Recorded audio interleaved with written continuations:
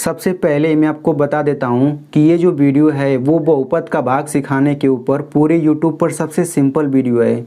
अगर आप मैथ में कमज़ोर हैं और आपको ये टॉपिक समझ नहीं आता तो आप ये वीडियो पूरे देखिएगा और ध्यान से देखिएगा। मैं आपको बहुत ही सरल तरीके से बहुपद का भाग सिखा दूँगा।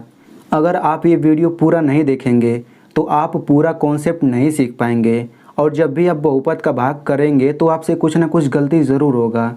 अगर इतना कहने के बाद भी आप पूरा वीडियो नहीं देखना चाहते हैं तो आपसे रिक्वेस्ट है कि आप अभी इस वीडियो को छोड़ दीजिए। जो लोग सच में बहुपद का भाग सीखना चाहते हैं केवल वही लोग इस वीडियो को पूरा देखेंगे। तो चलिए वीडियो शुरू करते हैं। तो देखिए आपको ऐसे ही दो बहुपद दिया जाएगा। जैसे यहाँ पे बहुपद दिया गया है तो आपको इस बहुपद को इस बहुपद से भाग देना है। ठीक है, तो हम लोग क्या करेंगे, ये जो छोटा बहुपद है इसको यहाँ पे लिखेंगे, इसको यहाँ पे बीच में लिखेंगे।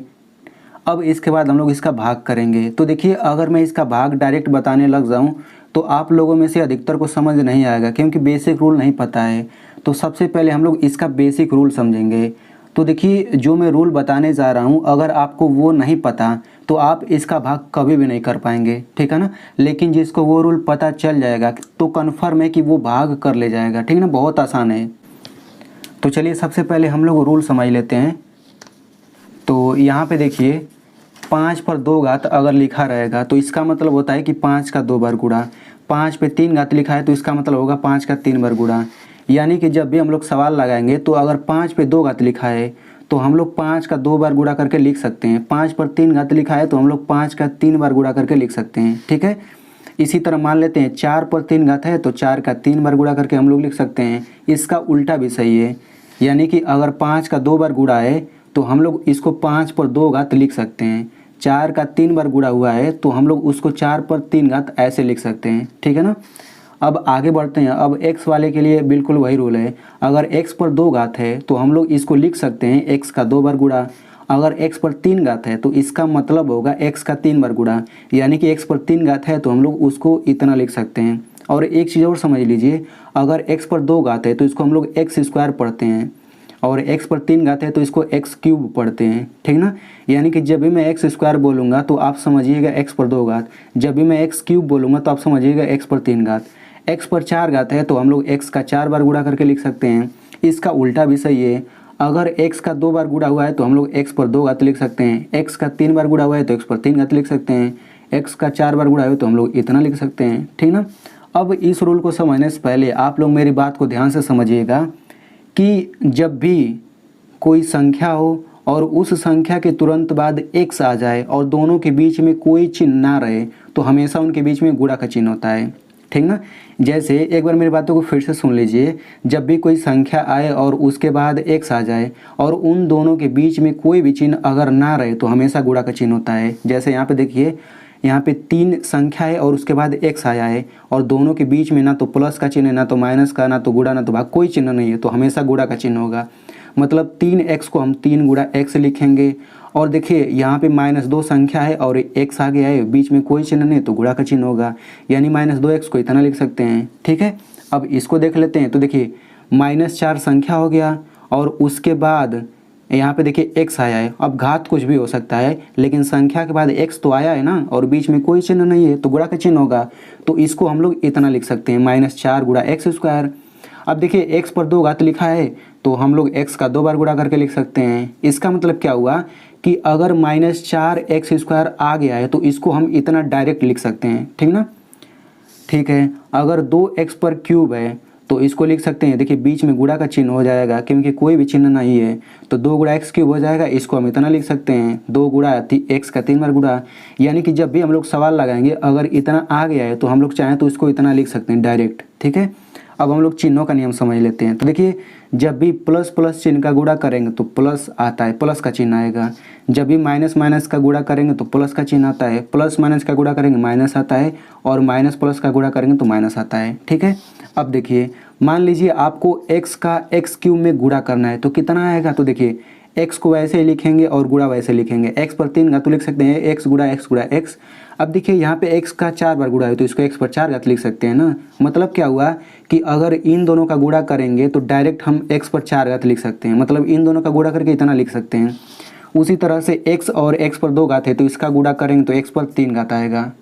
चलिए अब हम लोग यहाँ पे इसको समझ लेते हैं। तो देखिए अगर आपको प्लस 2x का गुणा करना हो माइनस 4x³ में तो क्या आएगा। तो देखिए तो सबसे पहले हम लोग चिन्हों का गुणा करते हैं, फिर संख्याओं का गुणा करते हैं, फिर x का गुणा करते हैं। तो देखिए प्लस माइनस का गुणा करेंगे तो माइनस आएगा, और उसके बाद संख्या का गुणा करते हैं तो 2 और 4 का गुणा करेंगे 8 आ जाएगा। x और x³ का गुणा करेंगे तो x पर 4 घात, मतलब इन दोनों का गुणा करेंगे तो डायरेक्ट इतना हम लोग लिख सकते हैं, ठीक है ना। अब यहाँ पे देखिए 2 और संख्या x आ गया तो इनके बीच में गुणा होगा, यहाँ पर भी गुणा होगा, तो सभी का गुणा, इसीलिए तो हम लोग गुणा कर रहे हैं, ठीक ना। अब देखिए अगर हम लोग इन दोनों का गुणा करेंगे तो क्या आएगा। तो सबसे पहले चिन्हों का गुणा करेंगे तो माइनस माइनस का गुणा करेंगे तो प्लस आ जाएगा, फिर संख्या का गुणा करिए तो यहाँ पे संख्या नहीं, यहाँ पे तो केवल 2 ही लिख लीजिए। x और x² का गुणा करेंगे तो x³ आ जाएगा, ठीक है। अब इन दोनों का गुणा कर लेते हैं। तो देखिए चिन्हों का गुणा करेंगे तो केवल एक ही चिन्ह है तो माइनस लिख लीजिए। अब संख्याओं का गुणा करेंगे तो केवल एक ही संख्या है तो 3 लिख लीजिए। अब x² का गुणा करेंगे तो x³ आ गया, ठीक ना, यानी इन दोनों का गुणा करके इतना आ जाएगा। अब यहाँ पे इन दोनों का गुणा कर लेते हैं। तो x और 4x² का गुणा करेंगे तो सबसे पहले चिन्हों का गुणा करेंगे, चिन्ह नहीं है, फिर संख्याओं का गुणा करेंगे तो संख्या नहीं है तो केवल 4 आ जाएगा। अब x² का गुणा करेंगे तो x³ आ गया, तो हम लोग x और 4x² का गुणा करेंगे तो 4x³ आ जाएगा। अब इन दोनों का गुणा कर लेते हैं। तो इन दोनों का गुणा करेंगे तो देखिए माइनस हो जाएगा, 2 हो जाएगा और x³ हो जाएगा। इन दोनों का गुणा करेंगे तो सबसे पहले चिन्हों का गुणा करेंगे तो माइनस माइनस प्लस हो गया, फिर 2 3 6x² आ जाएगा, ठीक है ना। तो आई होप आपको समझ आ गया होगा। अब हम लोग यहाँ पे एक चीज़ और समझ लेते हैं। तो देखिए इसको थोड़ा ध्यान से समझिएगा, ठीक ना। जैसे मान लीजिए यहाँ पे आ गया है 6x और यहाँ पे आ गया है 6x, दोनों सेम चीज़ है। अगर इसके बीच में मैं माइनस लगा दूँ और कहूँ इसको हल करके क्या आएगा तो आप लोग क्या कहेंगे 0, ठीक ना। और वैसे ही अगर मैं 6x ले लूँ, 6x ले लूँ, इसके पहले प्लस का चिन्ह लगा दूँ, यहाँ पे माइनस, अब मैं पूछूँ कि इसको हल करके क्या आएगा तो आप बताएंगे 0। फिर मैं 6x लूँ, फिर मैं 6x लूँ, यहाँ पे माइनस लगाऊँ, यहाँ पे प्लस, फिर मैं हल करके पूछूँ तो क्या आएगा तो 0 आएगा, ठीक ना। अब इसी तरह से हम लोग यहाँ पे देख लेते हैं। मान लीजिए कि x पर 4 घात आ गया और x पर 4 घात, बीच में माइनस है तो क्या आ जाएगा 0 आ जाएगा। x पर 4 घात लिया, x पर 4 घात लिया, मतलब दोनों सेम चीज़ है। इसके पहले प्लस लगा, इसके पहले माइनस, तो क्या आएगा 0 आएगा। x पर 4 घात लिया, x पर 4 घात, यहाँ पे माइनस यहाँ पे प्लस, तो हल करके क्या आएगा 0 आएगा। यानी कि यहाँ से एक रूल समझ लीजिए, कभी भी दो सेम चीज़ अगर आए और एक के पहले प्लस रहे दूसरे के पहले माइनस, या फिर पहले के पहले माइनस रहे और दूसरे के पहले प्लस रहे तो हमेशा 0 आता है। आप देख सकते हैं कि 6x दोनों सेम चीज़ है और चिन्ह अलग अलग है, माइनस प्लस है तो 0 आ गया है। इसी तरह से संख्या में भी हो जाएगा। जैसे मान लीजिए 6 ले लिए, माइनस लगा दिया तो 0 आ जाएगा, और 6 ले लिया प्लस माइनस किया तो 0 आ गया, 6 लिया माइनस प्लस लिया तो भी 0 आ गया, ठीक है। तो इतना पता होना चाहिए। तो चलिए अब हम लोग भाग सीखते हैं। आई होप आपको समझ आ गया होगा बेसिक। तो देखिए हमें यहाँ पे x-2 से इस पूरे में भाग देना है। तो पूरे में भाग देने से पहले हमें इन दोनों का पहला पद लेना है, ठीक ना। तो इसका पहला पद ये है, इसका पहला पद ये, तो पहले पद में सबसे पहले भाग देंगे। तो यहाँ पे x पर 4 घात ऊपर लिखिए और ये x नीचे, ऐसे ही भाग होता है ना। अब इसको हम लोग हल करते हैं। तो देखिए x पर 4 घात का मतलब क्या हुआ, x का 4 बार गुणा, ठीक ना, फिर बटा ये हो जाएगा x, तो एक x से एक x कटा। अब देखिए x का 3 बार गुणा हुआ तो कितना आ जाएगा, ये आ जाएगा x का क्यूब, ठीक ना। तो ये आपको कहाँ लिखना है, ये आपको यहाँ पे लिख लेना है। अब आपको क्या करना है, सिंपल मैं आपको बता दूँ, ये x³ जो है ना, इसका आपको इन दोनों में गुणा कर देना है, ठीक है। तो हम लोग गुणा करते हैं। तो यहाँ पे लिख लीजिए x³ और यहाँ पे गुणा लिखिए, और यहाँ पे x-2 जो है यहाँ पे लिख लीजिए। तो अब आप गुणा करिए। तो सबसे पहले क्या करेंगे, इसका x³ का पहले पद में गुणा करेंगे तो कितना आ जाएगा, x पर 4 घात आ जाएगा। अब आपको x³ का इसमें गुणा करना है, तो गुणा करेंगे तो 2x³ आ जाएगा, और इसके पहले कोई चिन्ह नहीं है, इसके पहले माइनस है, यानी कि माइनस का चिन्ह आएगा। तो गुणा करके ये जो है ना, हम लोग इस पूरे को इसके जस्ट नीचे लिखेंगे। तो लिख लीजिए, यहाँ पे हो जाएगा x पर 4 घात और ये हो जाएगा -2x³। फिर आपको लकीर ऐसे खींच लेना है, कहाँ तक, एकदम यहाँ तक खींचना है, ठीक ना। अब देखिए इसके पहले कोई चिन्ह नहीं है तो हम लोग प्लस का चिन्ह मान लेते हैं यहाँ पे। तो प्लस से ये माइनस हो जाएगा, ये माइनस है तो प्लस हो जाएगा, मतलब चिन्ह बदल जाता है। तो ये पहला वाला हमेशा कट जाता है। क्यों कटता है अभी मैं आपको हल करके बता देता हूँ। तो देखिए यहाँ पे इन दोनों को हल करके जो आएगा वो नीचे लिखते हैं। तो इसको हल करिए तो ये हो जाएगा x पर 4 घात, और ये अब माइनस वाला चिन्ह लेंगे, नीचे वाला चिन्ह, तो ये हो जाएगा -x पर 4 घात, और ये हल करके कितना आता है 0 आता है। तो हम लोग जब जीरो आता है ना, जीरो का मतलब कुछ नहीं, तो हम लोग यहाँ पे कुछ नहीं लिखते हैं, या फिर कभी कभी ऐसे हम लोग ऐसे इसको काट भी देते हैं। लेकिन आप लोग ऐसे छोड़ दीजिए, कुछ मत करिए, इसको ना तो काटिए ना इसके नीचे कुछ लिखिए, ये हमेशा समझिए गायब हो जाता है। तो अब क्या करेंगे, अब इसको हल करके इसके नीचे लिखेंगे। तो इसको हल करिए तो -5x³ है ना, पूरा चिन्ह सहित लीजिएगा आप लोग। तो -5x³ हो गया, ये कितना हो जाएगा +2x³। तो ये हो जाएगा +2x³। तो इसको हल करिए तो क्या आएगा, तो देखिए इसको हल करना आपको आना चाहिए। तो देखिए x³, तो यहाँ पे x³ लिख लीजिए। अब देखिए इसके पहले -5 है, इसके पहले +2 है, तो ये हल करके क्या आता है, ये हल करने पर आएगा आपका -3। अभी मैं बता देता हूँ कैसे आता है। तो यहाँ पे एक रूल समझ लीजिए, आपको समझ आ जाएगा। माइनस प्लस रहेगा तो क्या करते हैं, घटाते हैं, ठीक ना। थोड़ा सा समझ लीजिए, देखिए अगर यहाँ पे इसको हल करना रहे तो माइनस प्लस का चिन्ह रहेगा तो क्या करते हैं, घटाते हैं। तो घटाने के लिए बड़ी में से छोटी घटाइए, तो 8 में से 2 घटाएंगे 6 आ गया। अब बड़ी संख्या 8 है और 8 के पहले माइनस है तो माइनस का चिन्ह लगा देंगे, यानी कि इसको हल करके -6 आ जाएगा, ठीक ना। तो उसी तरह से इसको हल करिए, तो माइनस प्लस है तो घटाएंगे, तो 5 में से 2 घटा 3 आ जाएगा। 5 बड़ा है, 5 के पहले माइनस है तो माइनस लिख देंगे, तो -3 इसके नीचे लिखिए। मतलब क्या कि इन दोनों को हल करके -3x³ आएगा, ठीक ना। तो ये कहाँ पे लिखना है, चूँकि इसको हल करके आ रहे हैं तो इसके नीचे लिखेंगे -3x³। अब उसके बाद क्या करेंगे, ये आगे का सब उतार लीजिए, तो ये हो जाएगा +7x² -8x +12, ठीक ना। अब आप समझिए ना कि इस x-2 से अब आपको इसमें भाग देना है। तो पहला पद उठाइए ये वाला और पहला पद ये उठाइए, ठीक ना। तो अब यहाँ पे इसको लिख लीजिए -3x³, फिर बटा यहाँ पे इसका पहला पद लीजिए, x लीजिए, मतलब आपको इसका पहला पद लेना है, इससे भाग देना है हमेशा। तो अब देखिए भाग करेंगे तो क्या आएगा, देखिए इसको लिख सकते हैं -3 गुणा x पर 3 घात है तो लिख सकते हैं x का 3 बार गुणा, फिर बटा x, तो x से x कटा। अब ये देखिए x गुणा करेंगे x² और ये -3 है तो -3x² आ जाएगा। अब ये -3x² कहाँ पे लिखेंगे, यहाँ पे लिखेंगे -3x²। यानी कि जब भी आप लोग पहले पद का भाग करेंगे तो जो आएगा वो आपको यहाँ पे लिखना है, और इसी का आपको इन दोनों में गुणा करना रहेगा। तो x-2 में किसका गुणा करना है, इसका, तो यहाँ पर लिख लेते हैं। तो x-2 लिखिए, गुणा करना है किस में, इसी से, -3x² से। तो इसका गुणा करिए आप लोग, तो गुणा करने पर क्या आएगा, तो देखिए मैं आपको बता देता हूँ।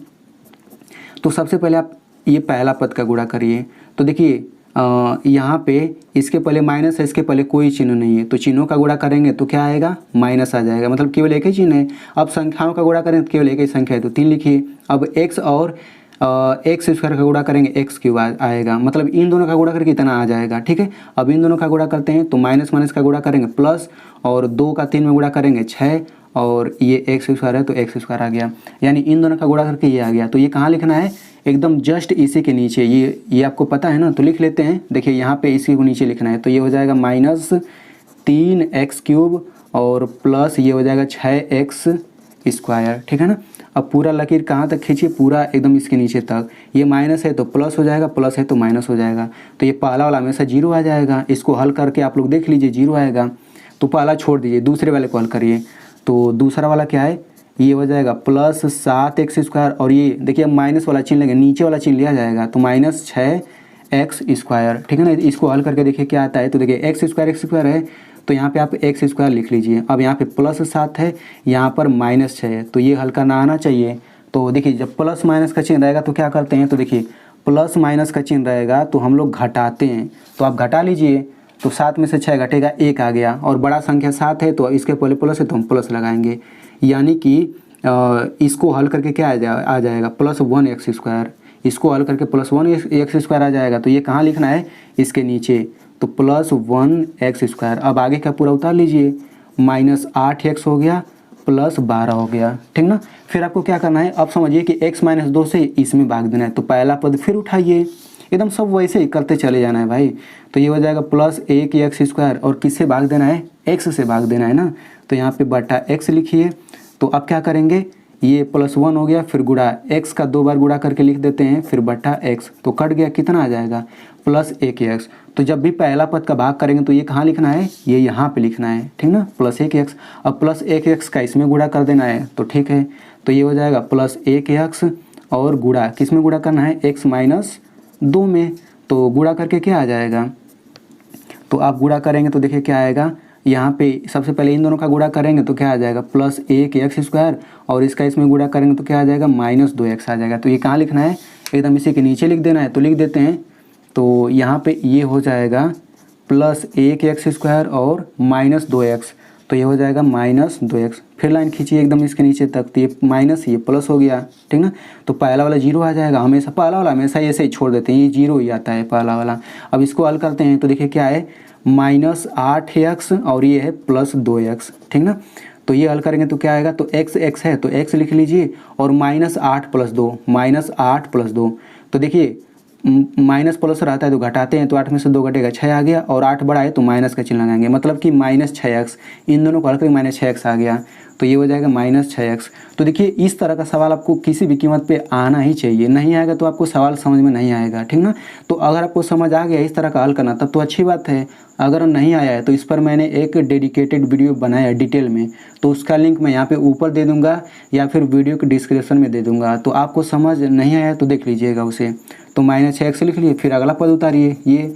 अब आपको x - 2 से अब आपको इसी में भाग देना है, तो फिर पहला पद उठाइए भाई, एकदम सब कुछ वैसे ही है, -6x लीजिए फिर बटा ये x, तो -6x का मतलब हो गया -6 गुणा x बटे x, तो x से x कटा कितना आ जाएगा -6, तो ये कहाँ लिखना है, पहला पद का भाग दिए तो ये यहाँ पे लिखेंगे ना, -6 यहाँ पे लिखिए, ठीक ना। फिर -6 का गुणा करना है किसमें, x - 2 में, यानी कि इसमें, तो गुणा करेंगे तो क्या आएगा, यहाँ पे गुणा कर लेते हैं, तो -6x और +12, तो इसके नीचे लिखिए -6x और ये +12, चिन्ह बदल दीजिए, तो ये माइनस है तो प्लस हो जाएगा, प्लस है तो माइनस, ये पहला वाला 0 आ जाएगा, दूसरा वाला भी 0 आ जाएगा। देखिए दूसरा वाला क्या है, दूसरा वाला ये +12 और ये -12, तो देख सकते हैं दोनों सेम चीज़ है, प्लस माइनस है तो 0 आ जाएगा, यानी कि ये भी 0 ये भी 0, तो हम केवल एक 0 लिख लेते हैं।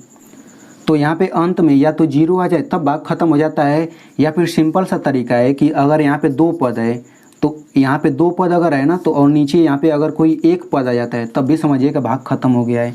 जैसे यहाँ पे आप इसको समझ लीजिए, यहाँ पे देखिए x - 1 से भाग दिया गया है इसमें, तो यहाँ पे 2 पद है और यहाँ पे एक पद आ गया है, तो समझिए कि भाग खत्म हो गया, अब आपको नहीं देना है। उसी तरह से देखिए यहाँ पे 2 पद है तो भाग करने पर यहाँ पे एक पद आ गया, एक संख्या आ गया, तो भाग खत्म हो गया है।